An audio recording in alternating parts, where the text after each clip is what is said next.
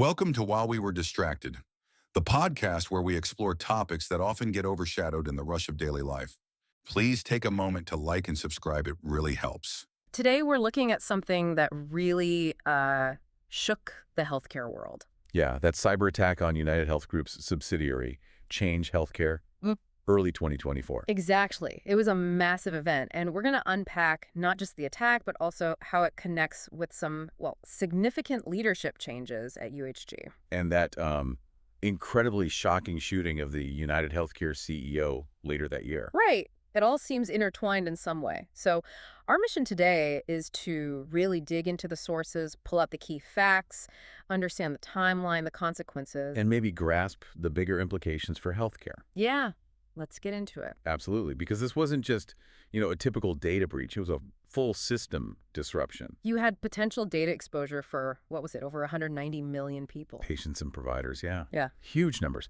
Plus that $22 million ransom payment. It really shows the stakes, high stakes in healthcare cybersecurity. And Change Healthcare isn't some small player, right? They're central to how money moves in U.S. healthcare. Oh, totally central. Payment processing claims. So when they got hit on February 21st, 2024, it lasted for weeks. The whole system felt it. Right. Claims processing just stopped. Billing got messed up. Even checking patient eligibility, getting pharmacy approvals.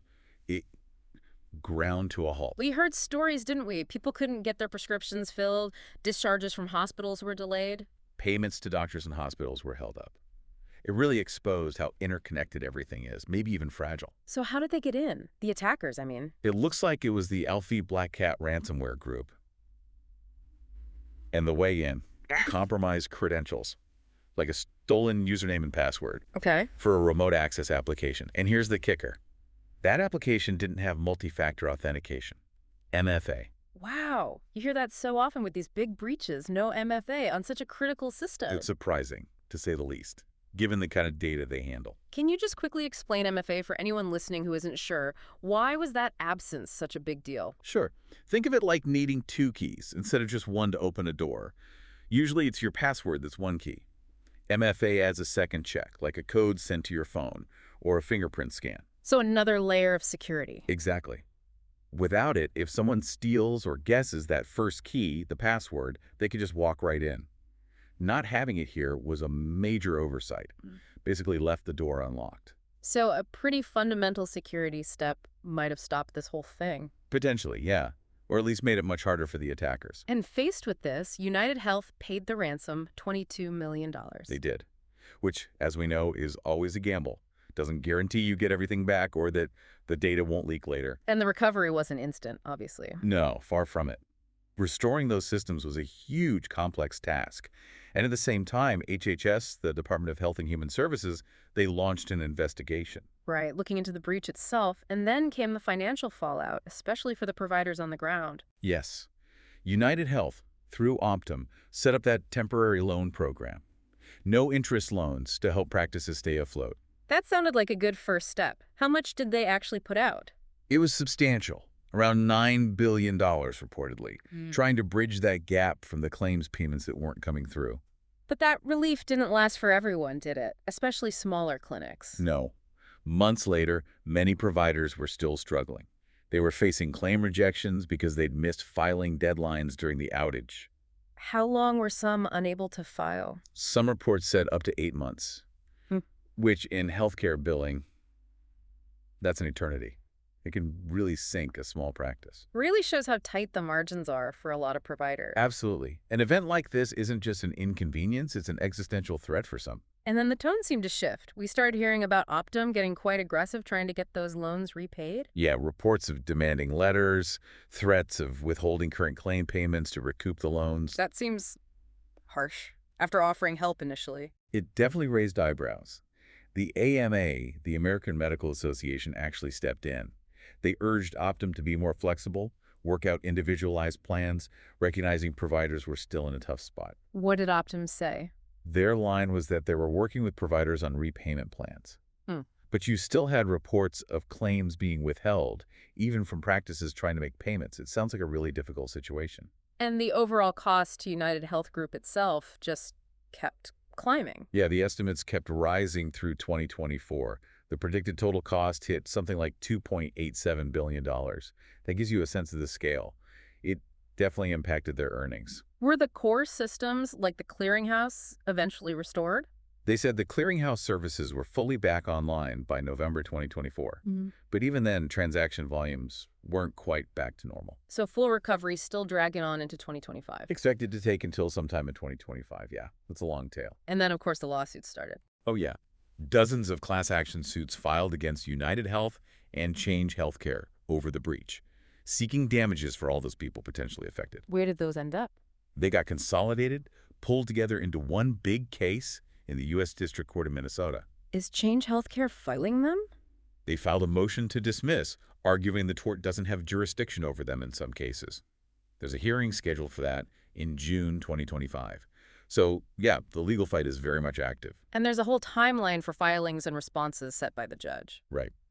But interestingly, there have also been talks about a potential settlement happening since late 2024. So maybe they're trying to resolve it outside of a long court battle. Meanwhile, that number of people affected just kept getting bigger. Yeah, UnitedHealth's revised it up to $190 million by January 2025.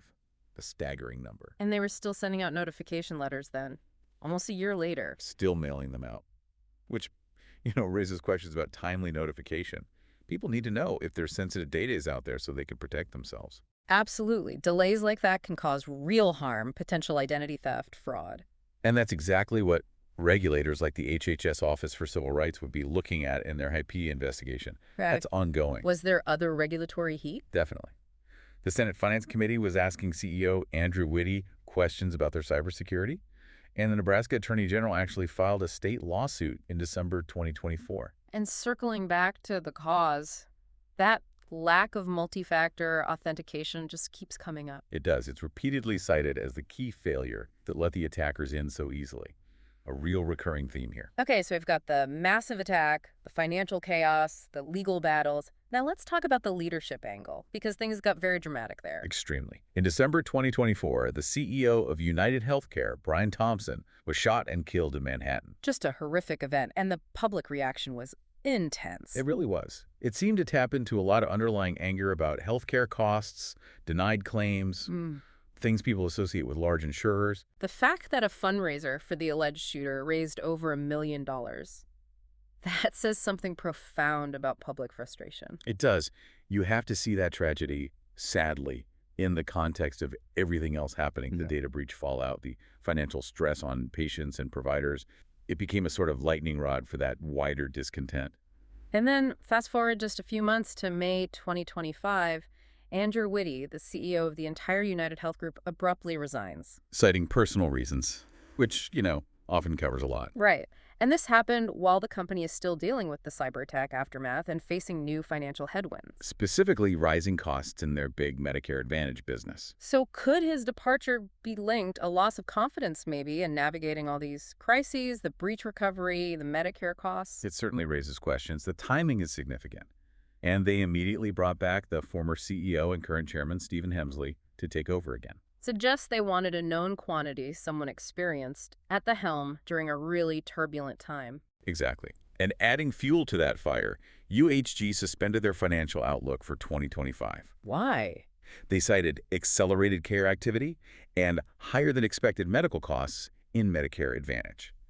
So clear financial pressure there, separate from, but maybe compounded by, the cyberattack costs. It's interesting, too, because wasn't there another big CEO change around that time? CVS Health? Yeah, Karen Lynch at CVS Health was replaced abruptly back in October 2024, and reports also linked that to financial issues in their Medicare business.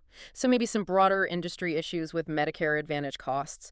But the cyber attack was this huge extra burden for UnitedHealth Group. Absolutely. The Change Healthcare attack really laid bare just how vulnerable a highly consolidated healthcare system can be. When one major player like that goes down. Everyone feels it. It shows the risk of these single points of failure. And it screams for better cybersecurity across the board, doesn't it? Implementing the basics, like MFA, having solid response plans. You'd think so. Are we likely to see regulators step in more forcefully now?